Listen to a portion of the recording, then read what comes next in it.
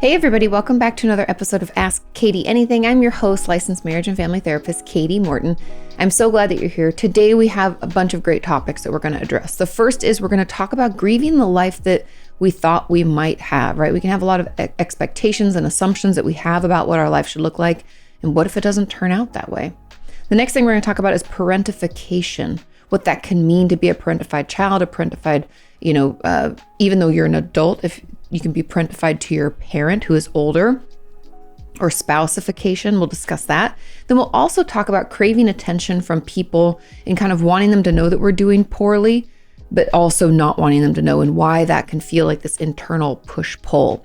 Then we're going to get into healthcare workers and our own mental health and how I feel about some of us struggling with our mental health when we're also there to help others. Then we'll dig into not wanting to tell our parents anything and wanting more privacy from them and why that can happen. There are a lot of places that can come from. We'll really dig into that. And finally, we're going to talk about ways that we can be more excited or hopeful for our future. A lot of you are struggling to see any light at the end of the tunnel or feeling like things just are never going to get better. We'll talk about that and how we can kind of trick ourselves using some, psychology techniques in order to be more helpful and hopeful for the future. Without further ado, let's jump into question number 1.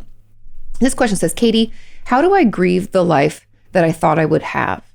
i.e. not having children, being 40 and single, never married, etc. Now, we had a ton of comments. I'm just going to read through them because they're all along this line. Somebody said, how do you grieve the life that you didn't have because you were always in fight or freeze? Or flight or freeze, sorry, not fight.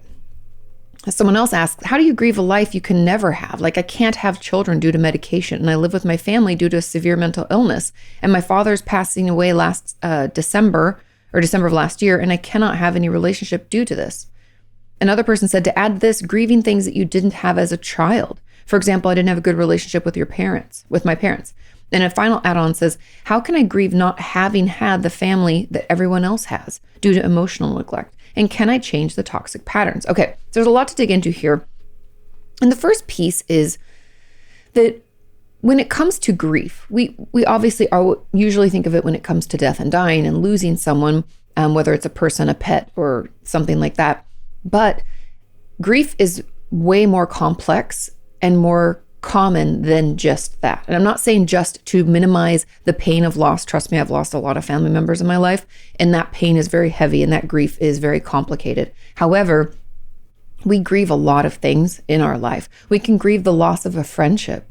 We can grieve, if we made one decision, we can grieve that other decision, right? Let's say, to move somewhere, to take one job but not another, to choose one school over another, to do a ton of different things, pick our work over, a relationship. There's a lot of choices that we make day in and day out, and there can be a lot of grieving that comes along with that. And the person who asked this question is talking about all of the assumptions or expectations that they had for themselves. And the first thing that I always, when we talk about expectations, if you haven't watched, I have a video that I put out about this where I felt like expectations and assumptions kind of ruined my year.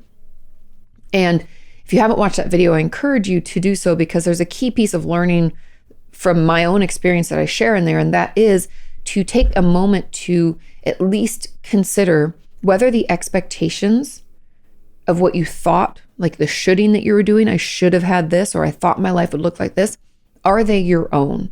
And I only bring that up first because sometimes we, in society, can feel like things have to go a certain way. Our life has to look a particular way, like being married, having kids by a certain age. And I'm here to tell you that it doesn't, but I know we have been brainwashed our whole lives to feel that way. Trust me, I feel my own kinds of pressures in that way. Like, I should be more financially stable. I'd been with Sean for 5 years before he proposed. We should probably get married. And then as soon as we got married, everybody was asking us when we're going to have kids. There's a lot of pressure for that.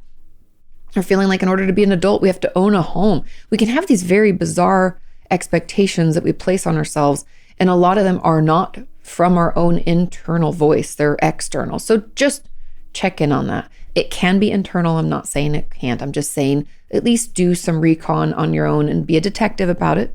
Not judgmental. Don't judge. We're just wanting to figure it out and see if it lines up with who you feel you truly are and what you really want. Okay? keeping that all in mind, then we can move into what if that is something we really, really want?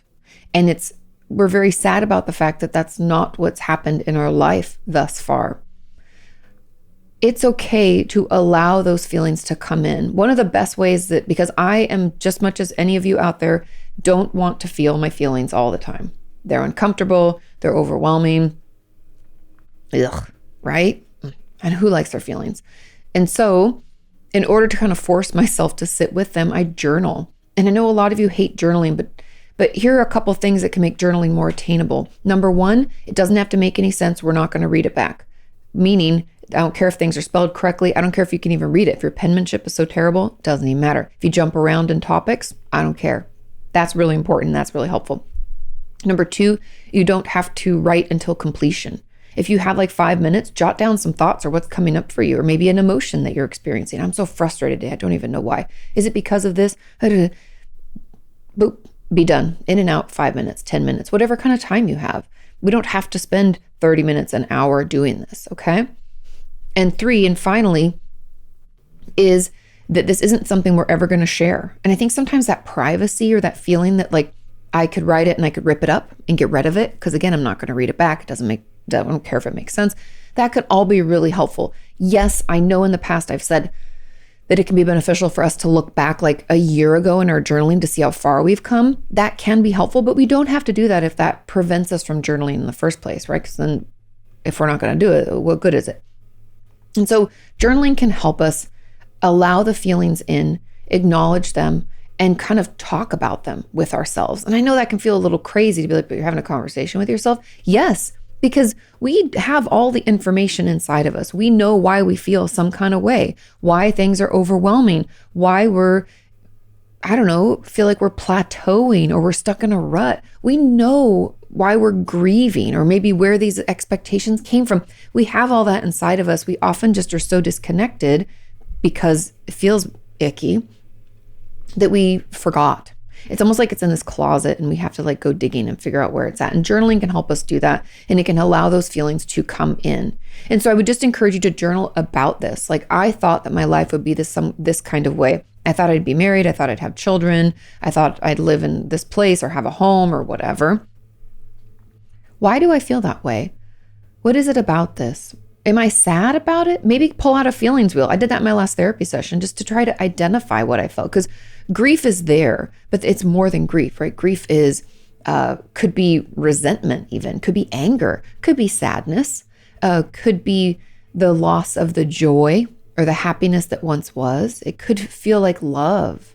There's a lot of things that could be tied up into grief. And so I encourage you to kind of journal about that, because I truly believe that grief is a slow and complicated process, but the more we allow ourselves to tap into it, see what it tells us, the sooner we can move through it. And I know that's kind of like a shitty therapeutic answer, but it's the truth that we can't just say like, well, let yourself cry and grieve, because this isn't like a funeral. We're not showing up to this life that you used to have. We could envision that if that's helpful to get you going, but that's just not we don't have this like these set events that push us into grief. And people don't ask us how we're doing with something. No one's checking in to kind of prompt any kind of process. We have to prompt it ourselves. And that's where journaling can really come in and be a key factor in moving us forward. And that goes for all these add-ons as well, like grieving a life you cannot have. Like I can't have children. Okay, what comes up for you when you think about it? Are there other ways that we can incorporate children into our lives? Can we manage those expectations? Can we set new ones for ourselves? I want to be involved in my nieces and nephews' lives. I want to be involved in my friends' children's lives. I want to volunteer to, at one of the like foster care system has a lot of ways. Like I had made bikes and also picked up backpacks and suitcases for our foster care system back in the day. There's ways you can get involved to help change a child's life. You could be part of the Big Brother, Big Sister Foundation. I'm not saying you want to fix, and I know that I'm just offering it as a potential, but it's also okay to sit in it, to journal about it, and to feel what comes up. Even when people saying grieving things you didn't have as a child, let yourself think about it, talk about it. Watch a show that has a family that feels like what you'd wanted. What's that feel like? How's that experience for you? What's the story you're telling yourself? It's okay to pose questions and answer them within. And if you don't like to write things out, I really encourage you to try. But if you don't like to, just give yourself an opportunity to go there in your mind and think about it. Because the thing that I want to end with is that grief is tricky, whether it's because we lost a loved one or whether it's because we've lost something or we never had something that we so desperately wish we did. We have to give ourselves an opportunity and time to feel all that comes up, because grief is not the feeling. It's only part of it. It's usually covering up a ton of other stuff. Like I said, it could be love. It could be resentment. It could be anger. It could be sadness. It could be any number of things. And so let yourself wallow in it a little bit. And then my final little bit here. So we journal, we consider, we let ourselves feel, which I know is hard and uncomfortable. You can start off with just like a minute or two, and then we distract. We have to distract and pull ourselves out really quickly to something else that feels good and that is regulating to our system. Something my therapist has me do right now, because we're doing parts work, is she has me imagine a big, well, for me, it doesn't have to be big. She has me imagine a container. Now mine's like this huge wooden, like locked trunk. It could be whatever, but you imagine this container and you put the experiences and the feelings that came up for you when you were doing this processing. Let's put them in there, shut it, lock it, cork it, whatever it is, and leave it there as you return back. And then she has me like, go to my happy place. You could go to distraction, do something, pet your dog, go for a walk, talk to somebody loving, something like that. So we can leave it.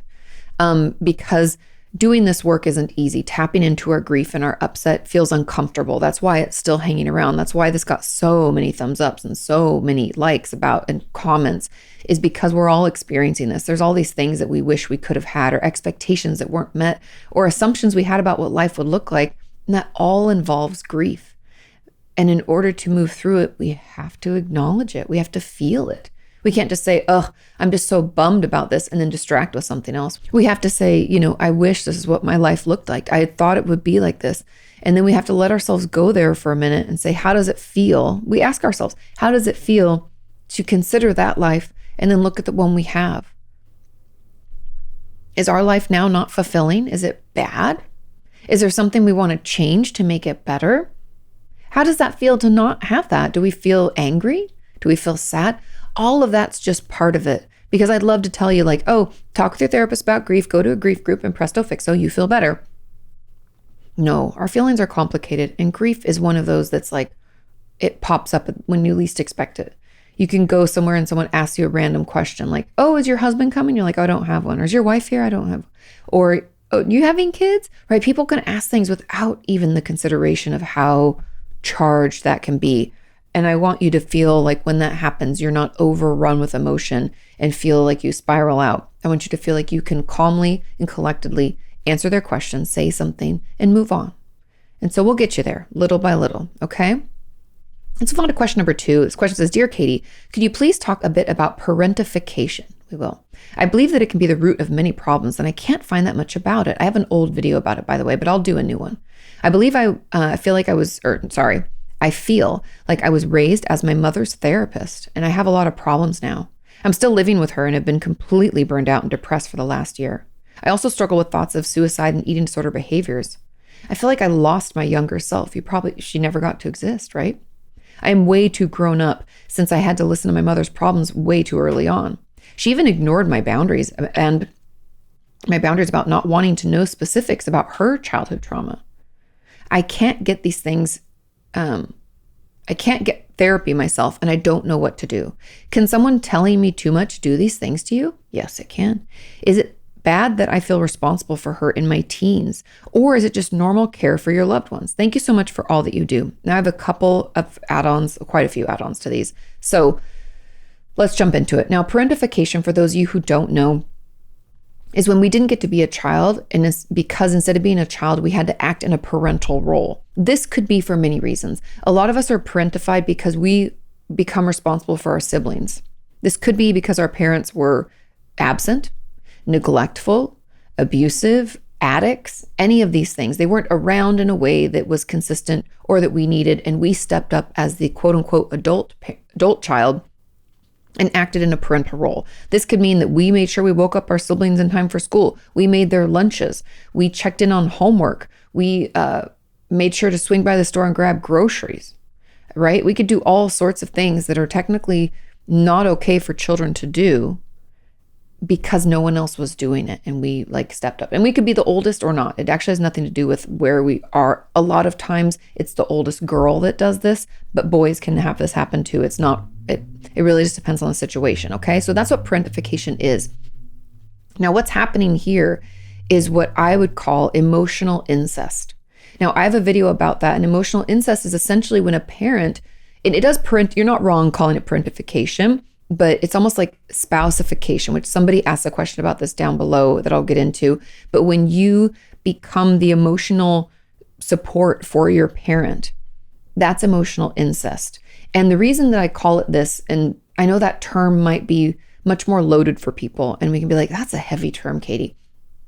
But it is completely inappropriate for a parent to talk to a child as if they are another adult or their spouse, like a friend or a spouse. That's not okay. Yes, parents should communicate clearly with their children, but their children they're not their therapist, they're not their best friend, and they're definitely not their spouse.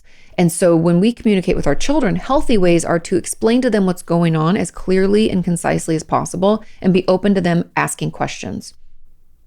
That can mean that we could say, Mom is feeling kind of down. Sometimes I have these depressive episodes. It's not your fault, and it's not up to you to make me feel better, but I wanted you to know that that's what's going on.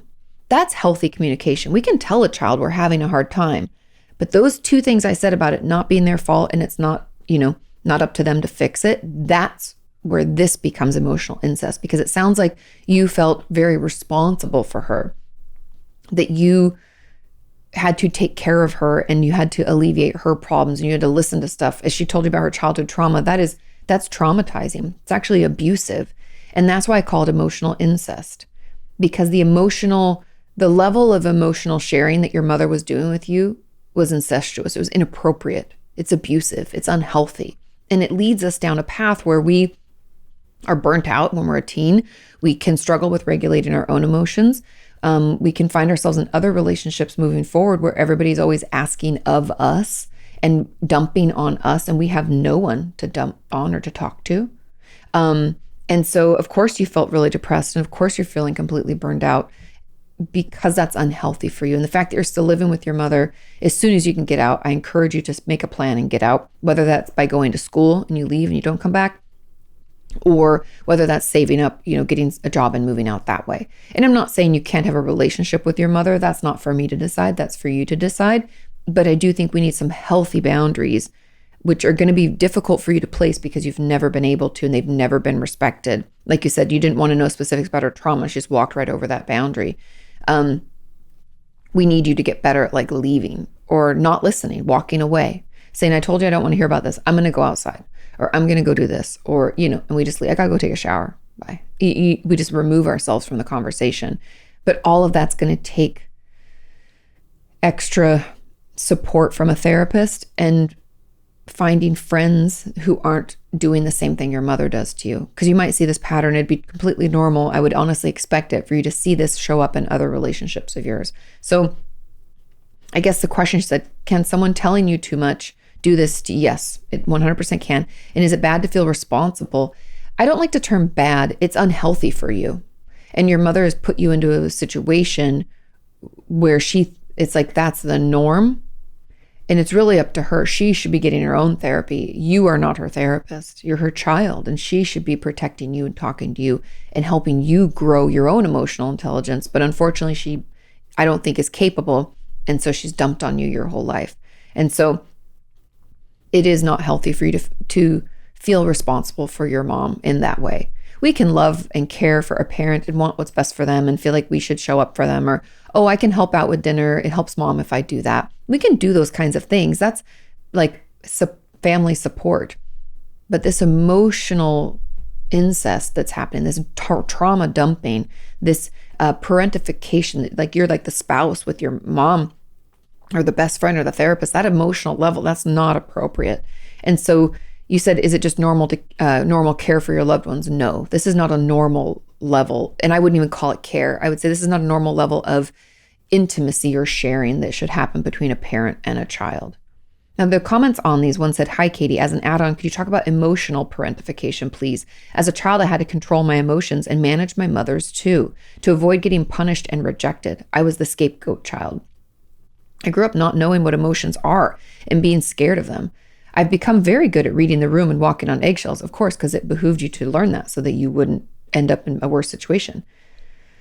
I became very independent. I really struggle to open up to my therapist. I believe I have to not say anything about my trauma in case it upsets her. I don't want to burden her or ruin her day. Please, please, please tell your therapist this is coming up for you." Again, I'm not surprised that it is because, like I said before, these patterns will show up. And this concern that you're going to hurt your therapist or ruin her day, that's because you were brought up to think that you had to manage your mother's emotions, that you're responsible for hers too. Versus what's actually true is you can only be responsible for your own. We can't make anybody feel some kind of way. We can do things that are hurtful and people might react to that, but it's not up to us to make someone feel good or to make someone feel bad, good, healthier, focused. We can't control other people at all, because someone can try to hurt my feelings and I can not let it affect me, right? So we really have zero control over other people. I'm not saying we should try to hurt other people, obviously, but I'm just saying that we don't have any control over other people's emotional responses to the world and to life. And so the fact that you had that growing up is why it's hard for you to talk about it in therapy. Let your therapist know this is happening. Tell it to her just like you told it to me. Sometimes talking around it, like, I have trouble opening up because, I think it's coming from here and I just don't want to ruin your day. And I worry. And I think it might come from my relationship with my mom. But I just don't want to burden you with all this. You can say it like that. That's totally reasonable. And that will give your therapist an idea of what's happening and maybe why we're kind of shutting down or struggling to speak up in our sessions. And that will really, really help. And that's, again, the emotional parentification. I'll call it emotional incest. And then I have a video on YouTube about that. So you can just look up emotional incest, Kati Morton, it'll come up. It's, again, when a parent shares a level of emotional experience, or they share their own thoughts and feelings like you're their equal, like you're a friend, a therapist maybe, or a spouse, and it's inappropriate. Another person says, in addition, parentification between parents and adult children, as well as parents with addiction. For example, a parent doesn't maintain daily, mundane, or important responsibilities, so the adult child steps in to help. This is classic when it comes to addiction, where a child will step up and be parentified. Even if we're an adult, the parent has never been able to be a parent. And so we've always filled that role. And this doesn't change just because we got older and we're not a child anymore. Unfortunately, if a parent has addiction, the best thing that you can do is get into Al-Anon, which is AA for the family. It also, it's not just for alcoholics. They have narcotics and any kind of addiction that a family member had. Al-Anon can help support you in that. And it's free. There are groups online, they're in person. You don't have to share right away. I used to just give $1 when I would go. They pass around, but you don't have to donate if you can't afford it. It's a great support to understand the separation between you and a parent and where responsibility lies and where it's actually codependence. And the reason I have a video about codependence if you want to learn more, but in short, when we have addiction in our family, we can feel like we don't have independence in a healthy way.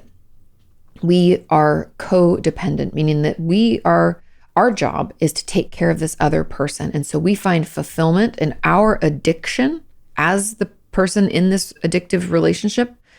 Our addiction is that other person and their addiction is the substance. And so this codependence on each other, this feeling that we both have, that's how we work together. It's essential. It's very unhealthy. And that's kind of what is happening here, and feeling like your parent isn't maintaining these daily, mundane or important responsibilities. And so you have to do it. And I'm here to tell you, you don't. I know it's hard, but if your parent is still an addict, I would encourage you to get them help, encourage them to get help and withdraw the support, at least somewhat, so that you aren't lighting yourself on fire to keep them warm, that you aren't engaging continually in this codependent relationship. Because that's the problem with addiction, is we can feel like their emotions are our emotions. We can have some enmeshment going on. We feel overly responsible because they were never responsible. So one of us had to be the parent, right? Again, boundaries are going to be key, and working to kind of undo this programming that has made you believe that you're responsible and that you have to step in. I'm not saying that we should abandon people. I know some people get agitated. They're like, but you have to take care of them. And yes, but again, we cannot light ourselves on fire to keep someone else warm. So if in the caring of this parent who's an addict, we find ourselves engaging in unhealthy behaviors, feeling terrible, feeling burnt out, overwhelmed, walking on eggshells, reading rooms and like energy so intensely, that's not healthy for us. We have to put some boundaries in place, maybe have them, get them a care worker, or tell them they need to go to the hospital. You know, that if they're an addict and cannot take care of the basic daily tasks, they need help. And we can't do that all for them. Okay. There's another add-on. It says, hey, Kati, could you talk specifically about spoucification or emotional incest? My therapist mentioned in one session that he thinks I'm acting like a surrogate spouse to each of my parents, probably. I couldn't find a lot of information about this topic online. Would you please talk about the impacts and the treatments for spoucification? Thank you so much. I feel like I've kind of touched on this, but that emotional incest, the oversharing, not only robs us of our childhood, and I guess I haven't talked about this piece, the fact that when we are parentified or spoucified or emotional incest is happening, we don't get a chance to be a kid and just be. We're already overly involved with our family and have to engage in conversations that essentially are way above our developmental level and what we should have to even consider. And not to mention the trauma of that potentially, or even just because they're oversharing about things that we shouldn't be a part of, we shouldn't know about, we don't have any control over. It can cause us a lot of anxiety because we can worry and we don't fully understand things because developmentally we shouldn't even be engaging in these conversations. But it can leave no room for us to be us. We don't get to be ourselves. We don't get to develop at our own pace. We're kind of fast-tracked and forced into these adult conversations when we're a child, and hence robbing us of our childhood. I feel like I talked a lot about the emotional incest. Again, I have a video about that if you want more, but there are a ton of impacts. Everything from attachment issues will usually be like anxious attachment, either avoidant or anxious, because letting people in or even making room for ourselves doesn't feel very safe. We can also find ourselves in other relationships with people who we like feel needed. They need us. And that is a very unhealthy way to engage in a relationship, but it's all that we know. We can think that we have to hustle for our worth. We have to earn love through action, through being of service. We probably find ourselves in positions of work, like being a nurse, a therapist, a teacher, any kind of caregiving role. We can find ourselves in that. It can also lead us, like I said, in other relationships that are very similar. And I'm happy to keep talking about this in other videos. If you guys want, let me know. Now there's another add-on. I think this is our final add-on. It says, Kati, is it common for parentification to be associated with different types of abuse? For example, parentification and childhood sexual abuse.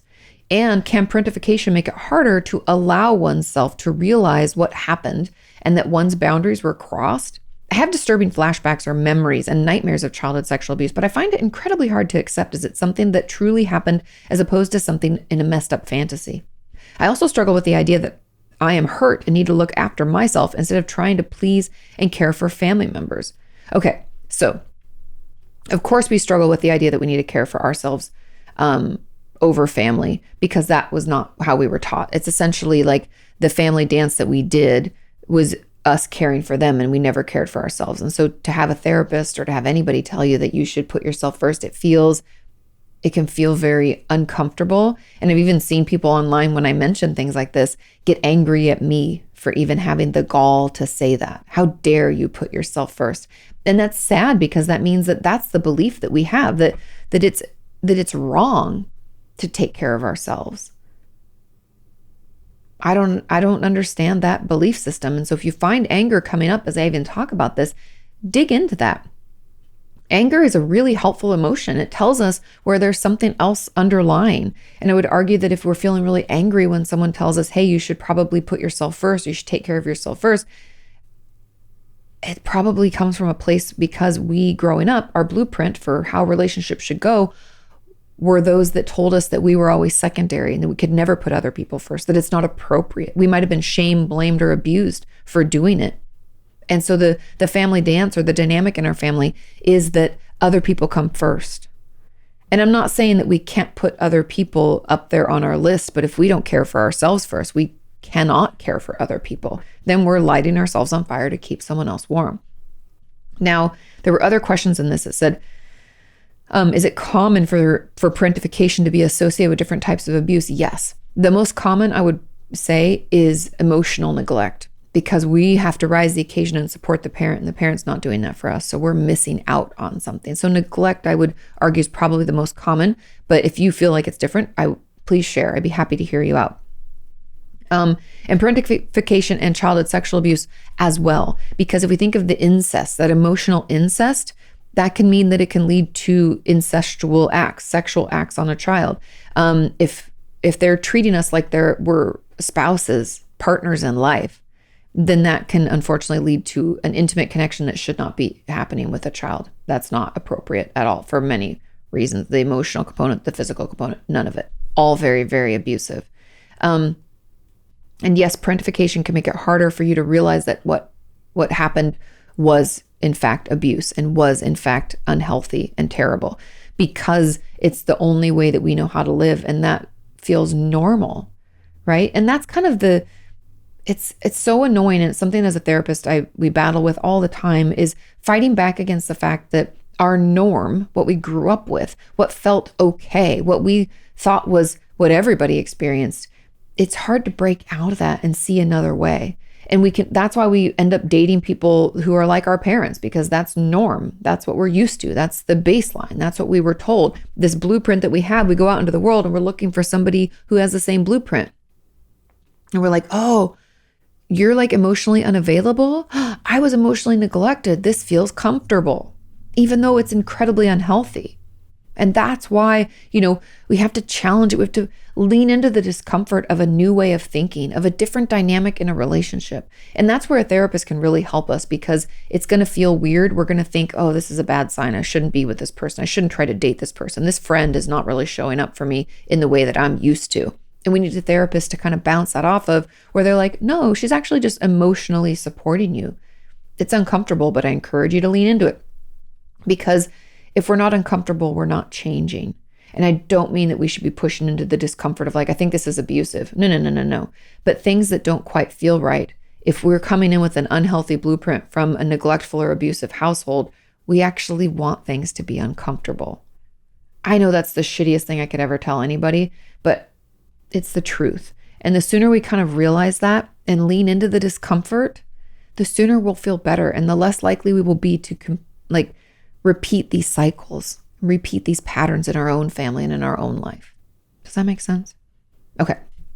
Let's move on to question number 3. This question says, hey, Kati, my question is it normal that I constantly crave attention from some people, like my favorite friend, my therapist, doctors, and that I wish they could see how badly I am doing? I have an eating disorder. I wished I could tell them, but I can't. And I hope that my body alone could do the talking, that they would worry when they see me or when they see that I lost weight, etc. But on the other hand, I do everything so nobody sees how worse I'm getting. I just feel so alone and lost. I'm so sorry you're going through this, but if it's any, consolation, it's very, very common. And the reason is, when we have an eating disorder, I've always called it like silent screaming. Self-injury is kind of similar. It's a coping skill, right? We're using our eating disorder to cope with something bigger. And we often hope that people see it, not because we crave attention. But remember, attention is a normal human need. There's nothing wrong with it. But it's not that we do it for attention. We do it because we need care and support. And we don't know how to communicate that because we've never been shown or told. Either in our upbringing, like in our family, nobody communicated, or the way they communicated was really passive aggressive, or maybe it was abusive. And so we go out into the world and we're like, if I express an upset or say I need something, I used to get beaten at home, or shamed. So when I have a need or I have an upset, I don't know how to tell people about it. So I stuff it down deep. I feel worse. And I use my eating disorder to cope with it, or my self-injury, or my shopping addiction, or drugs or alcohol. I use that to numb out because I don't know what to do with those emotions.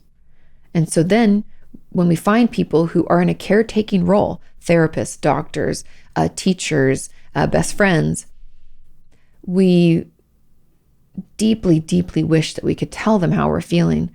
And the only way we know how to communicate is through our eating disorder. And it's like, that's our way of communication. Because again, we were never taught how to use words and phrases and how to say what's going on. So we try to show it. And so you're not alone. That's very normal. And then we also don't want people to know how bad we're getting because we don't want them to try to take it from us. And we don't really want pity. We want support. And so it's very complicating. I feel really uncomfortable. Give yourself time. I encourage you to let your therapist know if you can. Maybe just read them this question. Be like, I asked this weird therapist on the internet about this, and she said it's really normal. So I'm just going to read you what I told her, okay? Or maybe text it or email it if she allows that. Be like, I just got to get this out there. I really struggle with this. Because that's why your eating disorder is there. It's your way of coping. And until we learn how to communicate, it's going to hang around. But it's going to be really uncomfortable to kind of let this guard down and talk about it. So go slow and take your time and be patient with yourself, okay? Okay, let's move on to question number 4. This question says, hey, Kati, would love to hear your take on mental health care workers who also struggle with their mental health. I volunteer for a suicide hotline and I work as a mental health professional and I struggle with my own mental health. We all do. For example, PTSD and depression. It seems that a lot of mental health professionals have struggled or struggle with their mental health. But when people are open to their colleagues, etc., it seems like they are being taken less seriously. Have you experienced it? Why does this happen? What can we do about it? Lots to talk about here. First of all, a lot of mental health professionals do struggle with their own mental health, and that's what pulled us into this field in the first place. I truly believe that everybody, if they're being honest, has gone through, and this, I'll use a term that people are more comfortable with, a rough patch. That could mean an anxiety rough patch where we had panic attacks. That could mean a depression rough patch where we felt really hopeless and helpless. That could mean we struggled with food and eating in our bodies through our teens and early 20s. That could mean we self-injured when we were younger or now. It's very, very common. And that's often what drew us into the mental health field because for me, at least, I'll speak up and say, when I was younger, I definitely had a bout of depression, probably when I was like 15 through 16. I don't really know what triggered it. There's a couple events, like I got broken up with but I dated the guy for like a week or two, and dated is a strong word. I'm like 15, right? That was definitely one of the like triggering events, but I truly believe it was more hormonal and that me not having proper communication strategies and kind of being in between friend groups at the time, feeling kind of isolated. All of that to say that I went through this depressive period, and my therapist was such a huge help to me that I wanted to be able to do that for somebody else. Okay. Now, other professionals will sometimes get into therapy to fix themselves. That's wrong. You get into your own therapy for that, but you don't get into being a therapist for that. Just gonna put that out there. Okay. We don't use our time as a professional to help other people or to help ourselves. We use it to help other people. So if you find yourself wanting to utilize the time in other sessions with your clients to talk about your own ish, that means that we need to be more responsible about our own treatment and we need to get into therapy maybe more intensely. Like I went twice a week for a while when my dad died because I was just very overwhelmed. So I encourage you to just consider that, okay? But to your question, because I know that's a little off topic, for your question about experiencing this, luckily I have not. The eating disorder treatment centers that I worked at in the hospitals, people talked about things openly. Even one of my great bosses, she had a son who had bipolar disorder and it really affected her. And she talked a lot about it, like her own depression and then getting him proper treatment. And we just all supported each other. But I have heard from other people that their places of work are not as supportive. And even when I share things online as someone who's put themselves out there, I can get shit from people. Like, I can't believe, like I got a comment recently on Instagram from somebody that I blocked because I don't need this kind of shit in my life. Getting mad that I had shared. They're like, I can't believe you'd cry publicly. You should be embarrassed. You're a mental health professional and you clearly can't even take care of yourself. It was so spicy, right? And I find it really unfortunate that people believe that in order to help someone else, we can't have any problems ourselves. I truly am a firm believer in the fact that as long as I am taking care of myself, which I'm in therapy every week, you guys know I do a lot of personal work, but that doesn't mean I'm perfect. I don't want you to ever think that it's wrong to experience strong emotions and to express them and to show those to other people. That's how we heal and grow. That's how we create community. That's how we support each other. I don't want you to think I'm perfect. No one wants to look up to somebody perfect. That only makes us feel worse about our own experience. And so I truly believe that having our own mental health struggles makes us better at our jobs, with the huge caveat that we have to take care of our own shit first. We cannot utilize our time with our patients to do that. That's inappropriate. That's an ethical quagmire. And so I think, unfortunately, a lot of people in the mental health profession have these chips on their shoulders where they think that they have it all together and they know all the answers and they're perfect. And that's what they have to put together and promote to their patients in order to do their jobs. I don't know where this comes from. I think some people, it's ego driven.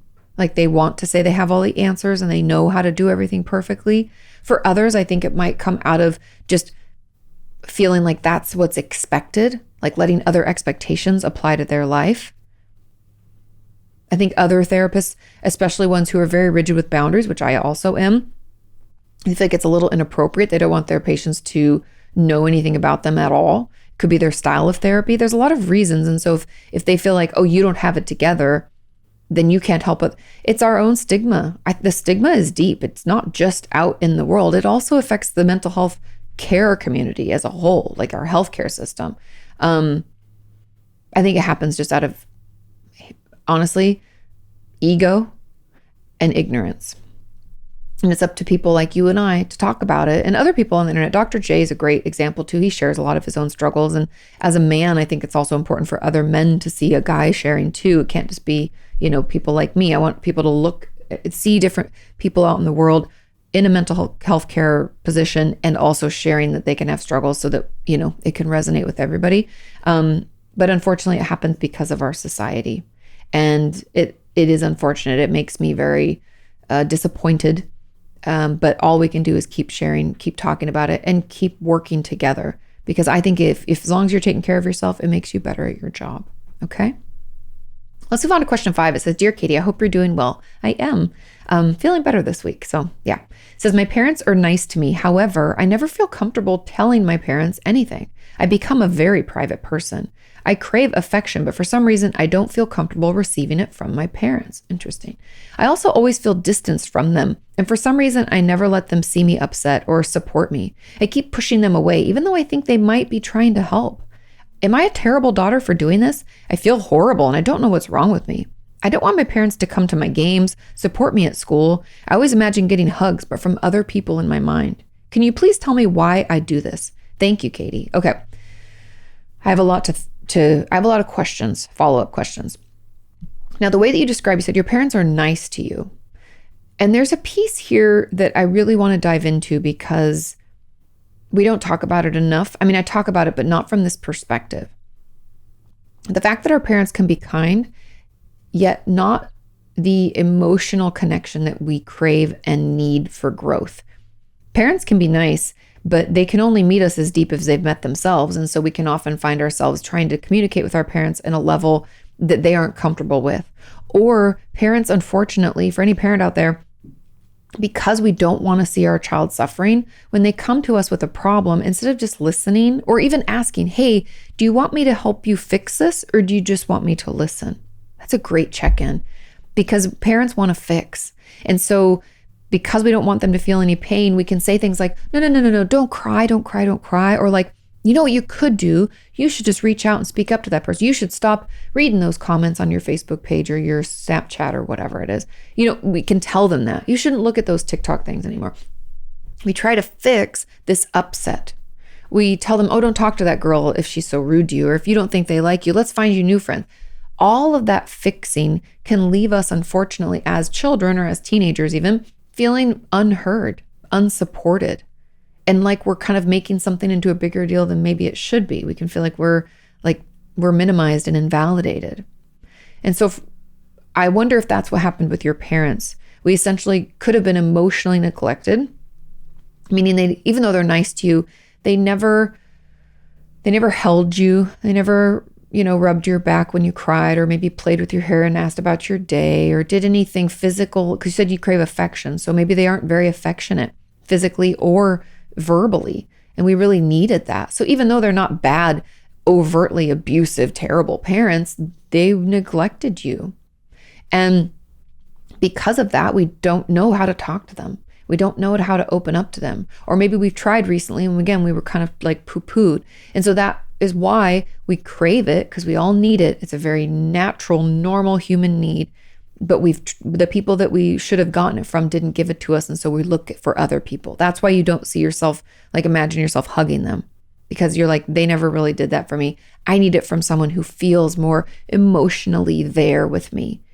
And so I don't know if any of that resonates with you, but you're not a terrible daughter for doing this. But I would encourage you, if you feel, therapy is going to be really beneficial, but there's a piece in here, because if your parents really are good parents, only you know this, be honest with yourself, and you feel like they could maybe attempt to meet you where you're at, we could have conversations with them where we ask them for what we need. And it might feel uncomfortable. We're not used to getting stuff like that from them. But if we want to repair the relationship and maybe move it in a direction that's healthier, we're going to have to ask for what we need. And if they offer it, try to accept it. And it will take some time for us to allow that. But over time, it can heal, and we can be able to finally receive from them. But it's going to take all of us participating. They have to offer it consistently over time. We have to be able to, at least, even if it's uncomfortable, work to accept it and let it happen, and slowly process through it and figure out maybe what's coming up for us, and we'll get there. But those are kind of my hypotheses about where this is coming from. And it's incredibly common. It also could come, and I just want to, as a little caveat, sometimes when we're in our teen years, we want a lot of like independence from our parents, even though we still very much need them. And we can feel this kind of push-pull, like we want them to know, but we don't want to tell them because they won't agree, or we want to do this thing. So that discomfort is very normal. This is different. This is a step further, where it's like, I don't really want them hugging me. I don't feel like I can open up to them. It's more than that. It's more than that, what I would call like teen push, and like kind of being a dick. We all kind of go into that phase for a bit in teen years. Now, there was a comment on this that said, this one breaks my heart. I feel like my own youngest child feels this way towards me. Kati, if you pick this question, could you also give ways that a parent could reach a child that is pushing them away? I love my kids so much, and I do anything possible for them. I want more for them than myself. Talk to them, ask them. If you think it's a teen thing, because teens kind of like want to be away for a bit, we can give it time, but continue to check in. We don't want to push and push, because in the pushing to get closer, we can push them away. But check in with them. And you could even say, like, I feel like you're pulling away. Is there something I've done or not done? Are you needing support in a different way? And listening to learn, just letting them vent, not listening to fix. So think of those things. And I believe that could improve the relationship if they're willing to talk to you. Again, we can just keep checking in. We can't force it. And hopefully they'll come back around, and then they'll, share with you some of the things that they want or need and they didn't get. This doesn't mean you're a bad parent. Often we just do the best that we can with what we knew or what we know about ourselves. And we might not have been able to meet them there, right? But we can try. We can all grow and change, right? I make a whole living believing we can grow and change. So hopefully those are some tips to get you started. There was another comment that also related to this. As a parent, how do you create that comfortable place for your kids? When I was growing up, my parents overshared all the time. Again, that emotional incest. Every time I came to them for support, their answer was to share something even worse that had happened to them growing up. So I had nothing to complain about compared to them. As a result, it's really hard for me to share details of my childhood with my own kids. What does healthy sharing look like? And how is a parent supposed to do this without invalidating our children's experiences? Great question. First part of the question, how do you create a comfortable place for your kids? You're just there. I know people often think, you got to buy a lot of things for your kids and you take them on these trips and do these things. And trips could be good if we can afford them because they're shared experiences, but kids just want time with us. Their whole lives, that's all they want is time with us. They want us to watch them do this funny dance. They want us to teach them how to build something or how to throw that baseball or football. They want us to allow them to help us cook in the kitchen. They want to learn. They want to be with us. They want to share an experience. And so that's really what it's all about. And that's how we create that comfortable space, is through doing things with them. And if they're older, we just check in. I think part of it is continually and consistently checking in and really wanting to know, hey, how are you? And leaving space. Let them talk. Listen. You're the parent and they're the child. So if we need to share our own stuff, we can do that with our own friends. If they ask how we are and they're an older child, we can tell them some stuff. We don't dump everything. We tell them a little bit about what we're going through, and we continue asking them, and we check in regularly. Maybe that's once a week. Maybe that's every day. Depends on the dynamic of your relationship, but I would encourage you to start doing that more. And then the fact that your parents overshared all the time, you've swung, like we all do, from what we've experienced to the other extreme, almost feeling like you can't share anything. And I think when children are sharing something that resonates with you, I would encourage you to use what I'll call the therapeutic approach, where let's say a patient is sharing about losing their father. Now I've lost my father, right? And I'd let them share, and I'd say, that's incredibly difficult, and I can't imagine what you're going through. I lost my own father when I was this age, so I at least have my own experience of this, and I know how hard that can be. So I'm not saying mine was worse. I'm not sharing a bunch of details. I'm sharing the big piece in the hopes that they know that means I at least can understand a little bit. So if your child shares something like, let's say they're getting bullied at school and they didn't tell you before, they're telling you after the fact, so there's nothing you can actively do about it. You can say to them, I am so sorry. That is so uncomfortable. I got bullied in school when I was about your age too, and I know how terrible it is. How can I help you with that? So we don't make it about ourselves. We share briefly, and then we reach back to them to let them continue to share. And it's kind of in that brief sharing that they hopefully acknowledge or recognize, oh, they do kind of get it a little bit, but we're not putting any more context. We're not trying to say their experience is our experience. Then we're kind of moving into how we can help them and back to your story. But I just want you to know, I at least know a little bit.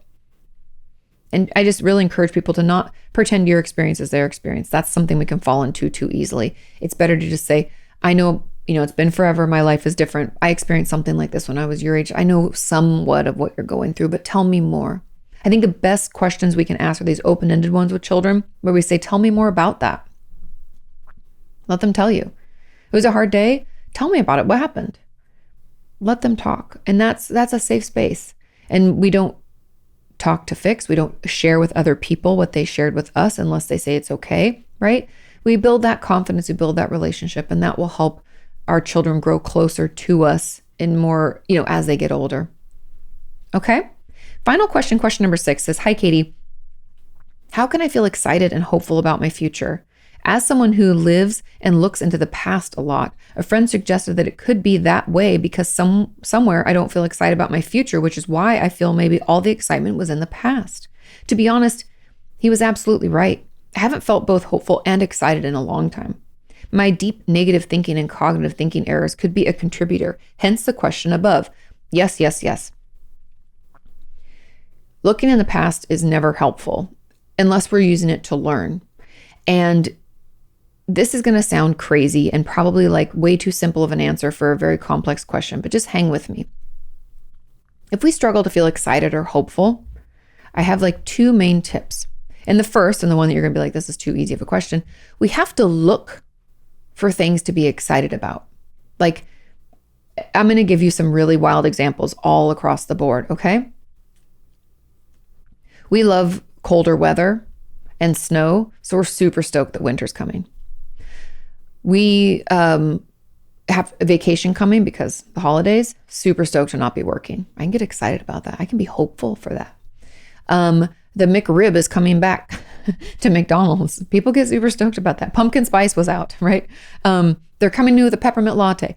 I was at the store and they had my favorite kind of drink, and they're usually out of that energy drink or that flavor of creamer or that sausage I like for breakfast. I don't even care what it is. There are simple ways for us to get excited. Like, for instance, the other day, my favorite perfume was 30% off on sale, and I was just running out of it. So excited. That sounds silly, but whatever you look for, you will find. And so I want you to be a detective for excitement. I want you to be like a excitement-seeking missile, and you're looking into the world for reasons to get real stoked. And then if you want to put in the comments, tell me all the wild things you got excited about this week. Like, I get excited about getting new pens and new clean paper, starting a new to-do list. Ooh, ooh, ooh, so exciting. That first drink of coffee in the morning. I know these are silly. I know it sounds too simple, but trust me when I tell you it can change your life, okay? So that's the real answer, and that's the one that you probably are like, that's a little too simple, but I'm just telling you, it can change your life. And the second piece is that when we struggle to look into the future and be hopeful, we have to figure out some things that we're looking forward to. Remember how I used to say, if you don't want to journal, you can write down 2 things that you're working on, 2 things that you're grateful for, and 2 things that you're looking forward to. Those are some ways that we should always be looking forward to something. Again, are you excited that it's winter and the snow is falling? Are you excited that you don't have to work a couple days this weekend? Let's look forward for things that we want to happen. I'm looking forward to that. As silly or trivial as it may feel at the time, it can completely change your view on the world, because the one thing that I will tell you that I know without a doubt is that whatever we look for, we will find. So instead of looking in the past and looking for reasons your present and future are shitty, we have to look for the things that are going well, the things we're looking forward to, life's little joys, because they're there. We're just ignoring them. Okay? So let's be a heat-seeking missile for excitement and positivity. And I'm telling you, change your life. Okay? Thank you all so much for listening and watching. Thank you for sharing this podcast. Thank you for sending in your questions. I love you all so much. Have a wonderful, wonderful new year and wonderful week. Do your homework, and I'll see you next time. Bye.